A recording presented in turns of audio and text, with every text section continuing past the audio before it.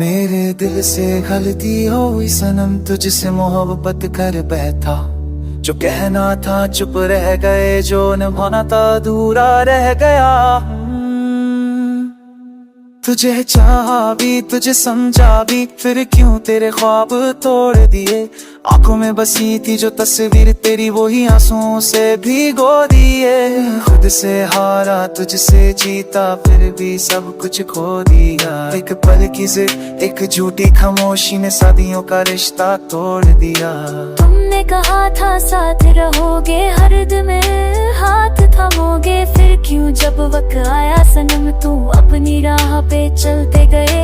मैंने खुद को भुला दिया था, सिर्फ तुम्हारा नाम लिया, पर तुमने मेरी मासूम मोहब्बत को सिर्फ एक इल्जाम बना दिया।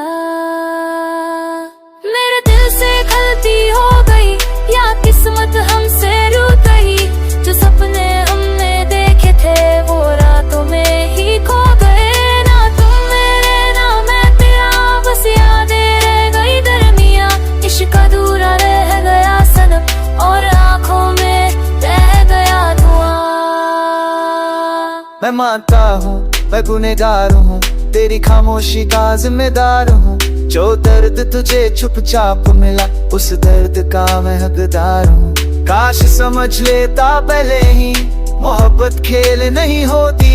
हर वादा जो दिल से हो जाए, उसकी कोई कीमत होती। मैंने कुछ कम नहीं किया, तुझसे गिला ना कह पाई।